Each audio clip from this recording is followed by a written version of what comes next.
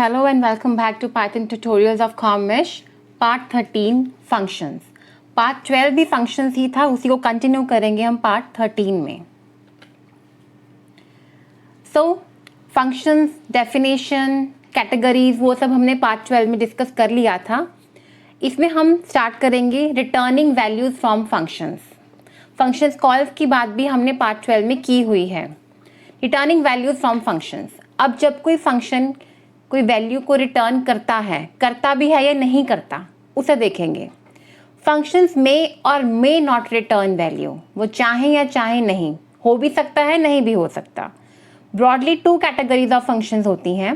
Functions returning value जिनको non void functions कहते हैं, and functions not returning any value जिनको वॉइड फंक्शंस कहते हैं. अब इन दोनों को हम डिटेल में देख लेते हैं. Functions returning some value. Functions which return some computed result. ऐसे functions जहाँ पे कोई evaluation हो रही है, कुछ compute हो रही है, कोई equation लगी हुई है, कोई formula लगा हुआ है, जहाँ से कोई ना कोई result evaluate होने वाला है, तो वो functions obviously कुछ ना कुछ return करेंगे. Return statement is used to return value and the syntax is return value. तो जब भी कोई फंक्शन कुछ रिटर्न करता है तो वहाँ पर हम एक स्टेटमेंट देते हैं रिटर्न और उसकी value. Return statement usually function की लास्ट स्टेटमेंट होती है. जहाँ पे फंक्शन ख़त्म होता है वहाँ पर हम रिटर्न स्टेटमेंट लगाते हैं. After whole body of the function सारे फॉर्मूलाज लगा के लास्ट में return. Value being returned can be a literal, a variable और एन एक्सप्रेशन. जो वैल्यू रिटर्न होगी वो कोई लिटरल, कोई कांस्टेंट वैल्यू हो सकती है, या कोई वेरिएबल ही रिटर्न हो सकता है, या कोई एक्सप्रेशन भी रिटर्न हो सकता है. When the value is returned, it means the result is made available to the caller function or program. हम फंक्शन को कॉल करते हैं, उसी वक्त हमारा फंक्शन एग्जीक्यूट होता है और जो भी रिजल्ट कंप्यूट होता है उसको वापस रिटर्न स्टेटमेंट के थ्रू वापस हम कॉलर फंक्शन के पास दे देते हैं. रिटर्निंग मल्टीपल वैल्यूज़, हम चाहें तो सिंगल वैल्यू रिटर्न करवाएं, चाहे हम मल्टीपल वैल्यूज़ भी रिटर्न करवा सकते हैं. Return value 1, value 2, value 3 and so going on. आप जितनी मर्जी वैल्यूज़ को रिटर्न करवा सकते हो. Next, functions not returning any value. Functions which perform some action और do some task but do not return any evaluated result. ऐसे functions जहाँ पे हम कुछ प्रिंट करवा रहे हैं, कुछ डिस्प्ले करवा रहे हैं, लेकिन वहाँ पे कोई कंपटीशन परफॉर्म नहीं हो रही, तो ऐसे केसेस में हमें इवेल्युएटेड रिजल्ट वापस भी नहीं करना, रिटर्न भी नहीं करवाना, तो वहाँ पर हम अपनी कोई भी रिटर्न स्टेटमेंट को स्किप भी कर सकते हैं. Return statement could exist but with no value. और अगर हमें रिटर्न स्टेटमेंट लिखनी है तो simply return with no value, क्योंकि कोई वैल्यू कंप्यूट ही नहीं हो रही तो वो रिटर्न भी क्या करेगा. No result to the caller function और प्रोग्राम. तो जो कॉलर फंक्शन है जब कुछ कंप्यूट ही नहीं हुआ तो उसके पास भी कोई रिजल्ट नहीं जाएगा. तो यहाँ पर मैंने एक प्रोग्राम बनाया है रिटर्निंग वैल्यू का और नॉट रिटर्निंग एनी वैल्यू का. रिटर्निंग वैल्यू में हम returning single value and returning multiple value दोनों को देखेंगे. रिटर्निंग सिंगल वैल्यू में माइनस ए बी फॉर्मूला लगाया, रिटर्न करवाया min is equal to a b, तो ए माइनस बी, तो मिन रिटर्न करवाया. रिटर्निंग मल्टीपल वैल्यूज में cube c comma d, return c multiply by c and d multiply by d. ये दो functions के बाद मैंने 2 वेरिएबल्स डिक्लेयर किए, x equals to 10 and y equals to 6. ये हमारी टॉप लेवल स्टेटमेंट्स में आएगा. ये डेफिनेशंस की हमारी फंक्शंस की बॉडी का पार्ट नहीं है. Right, x equal to 10 and y equal to 6. यहाँ पर मैंने फंक्शन कॉल किया हुआ है, पहले माइनस को कॉल करके देखते हैं. Right, m equal to minus X Y, m is 4, answer आ गया 4. जब m equal to minus X Y किया तो वो हमारा फंक्शन एग्जीक्यूट हुआ, a और b में x और y की वैल्यूज कॉपी हुई, 10 माइनस 6 4 आ गया. ठीक है, तो ये फंक्शन हमने पहले भी किया हुआ है लास्ट पार्ट में. नेक्स्ट हम क्यूब को देखते हैं, रिटर्निंग मल्टीपल वैल्यूज़ को. ठीक है, कमेंट सेक्शन यहाँ से हटाकर ऊपर लगा दिया. अब इसको रन करके देखते हैं हमारे पास क्या आंसर आता है. Save it. a is 1000,216. तो a is equal to cube x y की वैल्यूज कॉपीज हुई c और d में, तो 10 इंटू 10 इंटू 10, सॉरी 10 क्यूब निकाला उसका तो वो 1000 आ गया, और 6 का क्यूब किया तो वो 216 आ गया, राइट। तो ये था returning multiple values. Next is not returning any value. तो यहाँ पर भी मैंने दो फंक्शंस लिए हैं, एक विदाउट रिटर्न और एक विद रिटर्न, ठीक है। तो पहले हम विदाउट रिटर्न को रन करके देखेंगे।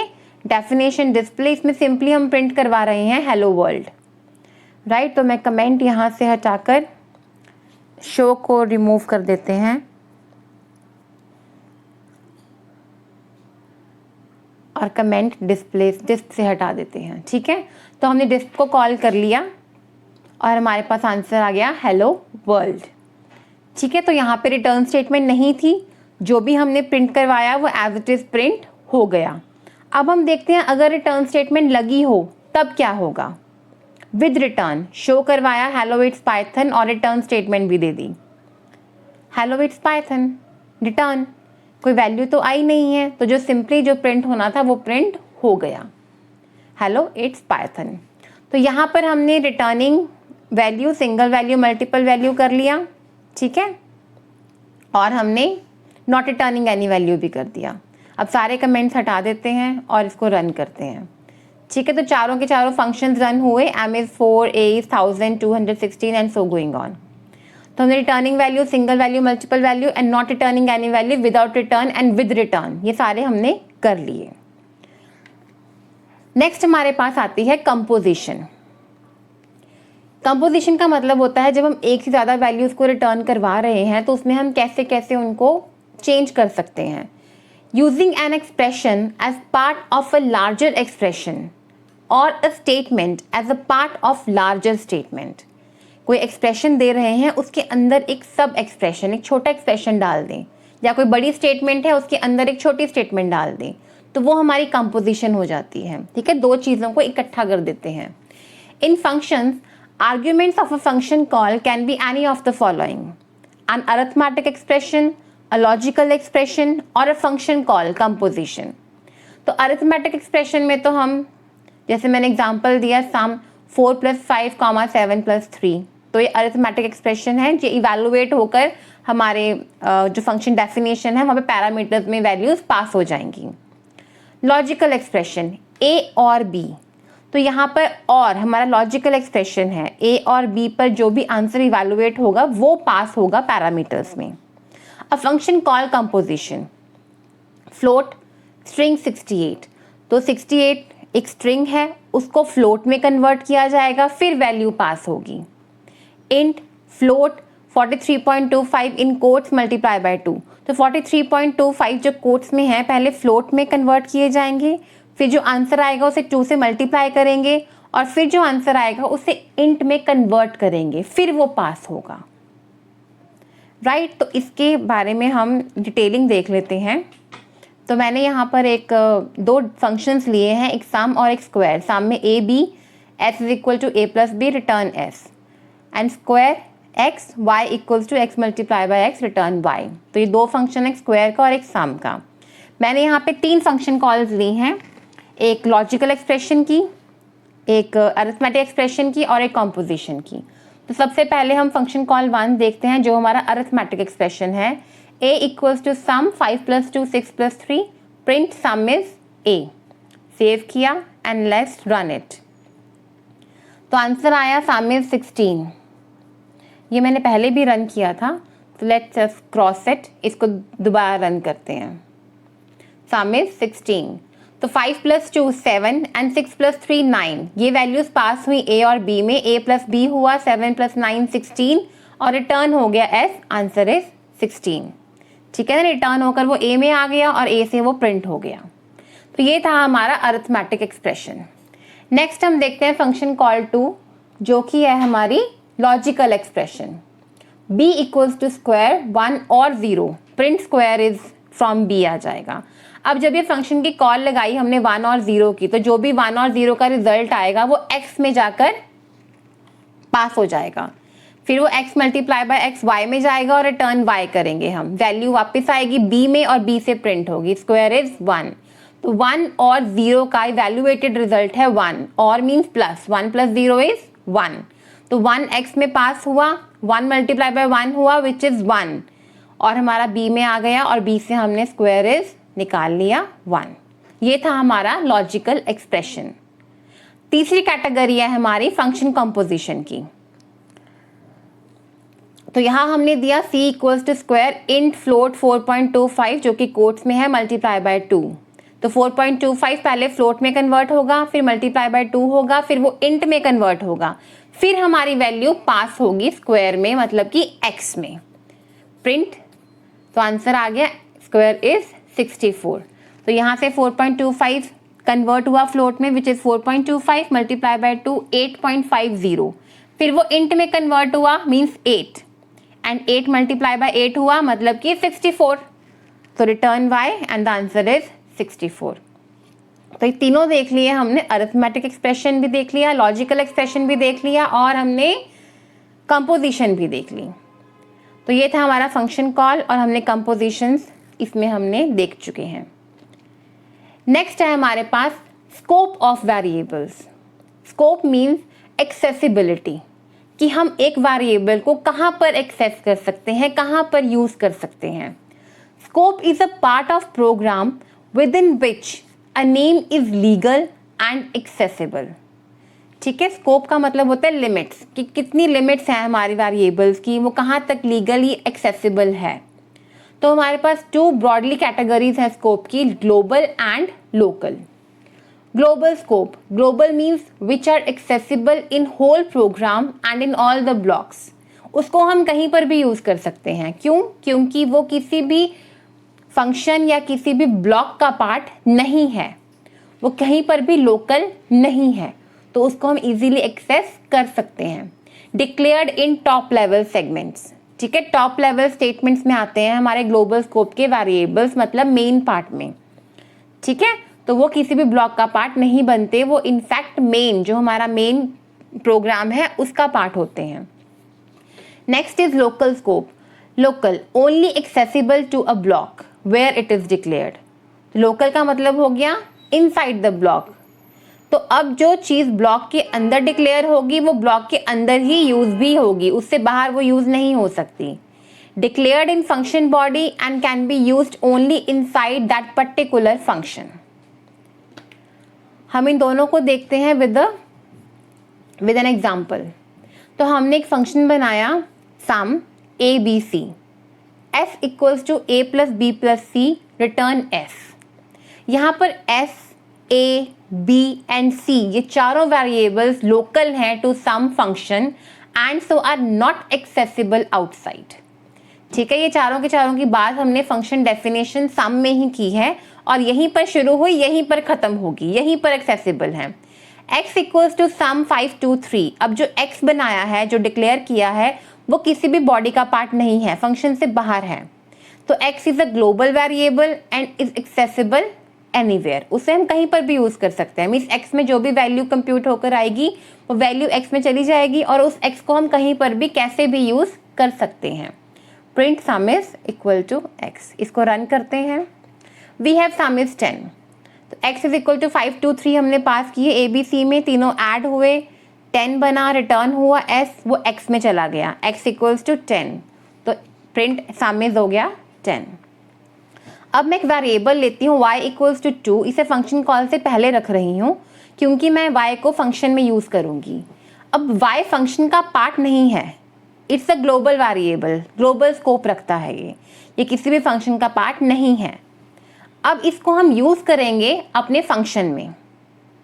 We will just print y, print y is y। अब सम फंक्शन में y को डिक्लेयर नहीं किया गया, लेकिन हम y की प्रिंटिंग जरूर करवा सकते हैं। क्यों? क्योंकि y क्या है? Global scope. देखिए y is 2, सम इज 10, तो आ गया हमारे पास y is 2, राइट। तो उसने प्रिंट कर दिया। तो y को उसने क्यों नहीं एरर में शो किया? क्योंकि y हमारा ग्लोबल स्कोप होल्ड करता है, वो कहीं पर भी यूज हो सकता है, inside any block, outside any block, anywhere. अब लिखा प्रिंट s। अब जो s है उसका तो लोकल स्कोप है, s हैज लोकल स्कोप, वो तो लोकल टू सम डेफिनेशन है, ठीक है ना। सम फंक्शन जो है वो तो उसके अंदर डिक्लेयर हुआ है। सी हमारे पास एरर आ गया, S has local scope, S is not defined. क्यों? क्योंकि एस क्या था? सम फंक्शन का वेरिएबल था, वो उसके बाहर यूज नहीं हो सकता, इसीलिए हमारे पास एरर आ गया।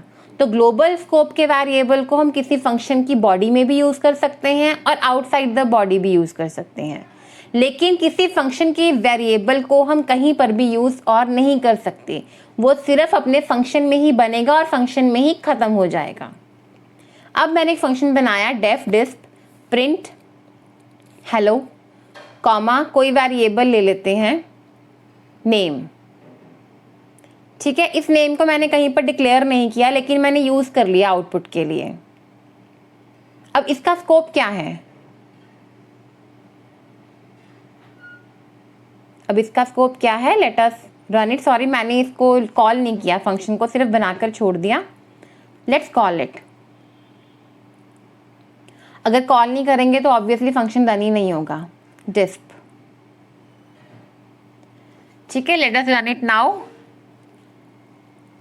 हमारे पास क्या आया? Name is not defined. तो नेम एक ऐसा वेरिएबल है जो कभी डिक्लेयर ही नहीं हुआ। जब डिक्लेयर ही नहीं हुआ तो उसकी आउटपुट किस बात की? वो कौन सा? कोट्स में है। कोट्स में नहीं है तो मतलब ये कोई वेरिएबल है, और वेरिएबल जब डिक्लेयर ही नहीं हुआ तो उसको हम प्रिंट कैसे कर सकते हैं? आउटपुट कहाँ से आएगी? ठीक है, तो यहाँ पर हमने देख लिया कि जो ग्लोबल स्कोप का वेरिएबल है वो कहीं पर भी वैलिड है, यूज किया जा सकता है, लेकिन जो लोकल स्कोप का है वो लोकली उसी फंक्शन में स्टार्ट होगा और वहीं पर फिनिश हो जाएगा। और ऐसा वेरिएबल जो कभी डिक्लेयर ही नहीं हुआ, डिफाइन ही नहीं हुआ, उसको हम यूज कर ही नहीं सकते, right. The next we have mutable and immutable properties. Mutable means modifiable and immutable means non-modifiable. Python variables are not storage containers. ये हमने पहले भी बात की हुई है कि Python variables कोई भी वैल्यू को होल्ड नहीं करते, वो सिर्फ पॉइंट करते हैं वैल्यू को, रेफरेंस पास करते हैं। Depending upon the mutability and immutability of its data type, a variable behaves differently. इसको हम बाय एग्जाम्पल देखते हैं। तो मैंने यहाँ पर दो फंक्शंस बनाए, एक इम्यूटेबल और एक म्यूटेबल टाइप का। तो इम्यूटेबल में मैंने बनाया माय फंक्शन आई, उसमें ए पास किया, print value of A is a. फिर मैं उस ए को मॉडिफाई करूंगी, मीन उसकी वैल्यू को अपडेट करूंगी a+2 करके। Now value of A after a+2 is this and return. जब मैं रिटर्न करूंगी तो टेक्नोलॉजिकली तो मेरा जो वैल्यू अपडेट हुई है वो वापस आनी चाहिए। अब मैंने बाहर एक नम लिया equals to 3, print num before function call is num, वो प्रिंट हो जाएगा, ठीक है, जो कि 3 है। माय फंक्शन आई मैंने कॉल किया, नम की वैल्यू 3 ए में पास हो गई, ठीक है। जब ए में पास हुई तो पहले तो वो 3 है जो कि प्रिंट होगा, लेकिन 3+2 5 हो गया, फिर 5 आएगा। अब ये 5 लॉजिकली वापस आना चाहिए क्योंकि रिटर्न स्टेटमेंट भी लगी हुई है, ठीक है ना, ये वापस आना चाहिए। ना लेट अस सी कि वापस आता है, no. num before function call is 3, value of a is 3, value of a after a+2 is 5 जो कि फंक्शन के अंदर था, लेकिन जब फंक्शन से बाहर आ गए num after function call is still 3, means जो a में अपडेशंस हुई, जो a5 बना वो num में वापस नहीं आया। क्यों नहीं आया? क्योंकि जो हमने पास किया उसकी वैल्यू अपडेट नहीं हुई, सिंपल रिटर्न स्टेटमेंट से वो वापस नहीं आया। अगर रिटर्न वैल्यू करते तो मे बी आ जाता, ठीक है ना, लेकिन सिंपल रिटर्न किया तो वो रिटर्न नहीं हुआ। चाहे वो फंक्शन के अंदर चेंज हुआ था लेकिन फंक्शन के बाहर वो चीज़ वापस नहीं आई। तो यही है हमारी इम्यूटेबिलिटी, कि अगर हमने कोई वेरिएबल अपडेट किया है फंक्शन के अंदर, वो एज इट इज रिटर्न नहीं होगा, उसमें अपडेशन नहीं होगी। अब हम देखते हैं म्यूटेबल टाइप। म्यूटेबल टाइप में हम लिस्ट की एग्जांपल लेते हैं, ठीक है। लिस्ट के बारे में हमने पढ़ा हुआ है, तो यहाँ पर हम लिस्ट पास करेंगे रैदर देन एक सिंपल वेरिएबल, और फिर उसको रिटर्न करवाएंगे और देखेंगे कि ऑटोमेटिकली लिस्ट अपडेट भी हो जाएगी। तो यहाँ पर मैंने एक लिस्ट बनाई 1 11 1 1 1, उसे प्रिंट किया, list before call is this, ठीक है, बिफोर फंक्शन कॉल प्रिंट हो जाएगी। फिर हमने फंक्शन कॉल लगाया, तो हम फंक्शन के पास गए, हमने लिस्ट पास की, लिस्ट रिसीव्ड वो 111 आ जाएगी। फिर हमने लिस्ट का 0th एलिमेंट अपडेट किया, मतलब जो 0 पोजीशन पे है, फर्स्ट एलिमेंट अपडेट हुआ उसमें +3 हो गया, 3 + 1 मतलब 4। लिस्ट आफ्टर अपडेशन इज 4111 हो जाएगा। जब हम वापस आएंगे फंक्शन से बाहर, सिंपल रिटर्न स्टेटमेंट है, हम बाहर आए तो क्या वो अपडेशन होगी? यस होगी। List before call is 111 list received 111 list after updation is 4, ये अपडेट हो गई। और जब बाहर आए हम लिस्ट आफ्टर कॉल इज, तो वहां पर भी वो अपडेटेड लिस्ट है, जो कि वेरिएबल के केस में, लिटरल के केस में नहीं थी, वेरिएबल के केस में, सॉरी, ठीक है। तो लिस्ट जो है वो म्यूटेबल है, उसकी अपनी प्रॉपर्टीज हैं, उसको एक बार हमने अपडेट कर दिया तो वो अपडेट हो गई। लेकिन वेरिएबल का ऐसा नहीं होता, वेरिएबल हमने एक बार अपडेट किया, हमें वैल्यू ही रिटर्न करवानी पड़ेगी, वो एज इट इज रिटर्न नहीं होगा। तो इस चीज का ध्यान रखना, mutability and immutability of data types.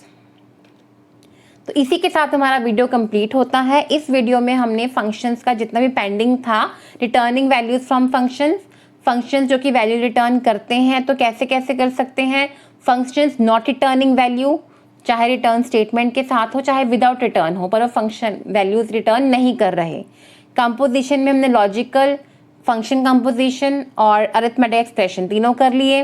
Global and local scope भी देख लिया हमने, म्यूटेबल एंड इम्यूटेबल प्रॉपर्टीज भी देख ली आर्ग्यूमेंट्स की, पैरामीटर्स की, ठीक है। तो इसी के साथ हमारा ये वीडियो फंक्शंस का कंप्लीट होता है। So we will meet in next video very soon. So please like, share, comments and subscribe my channel Khommesh. आप देखते ज़रूर हैं, आप सब्सक्राइब नहीं करते, so please subscribe my channel Khommesh. So it's COVID now. Be at home, stay home and stay safe. Take care. Bye bye.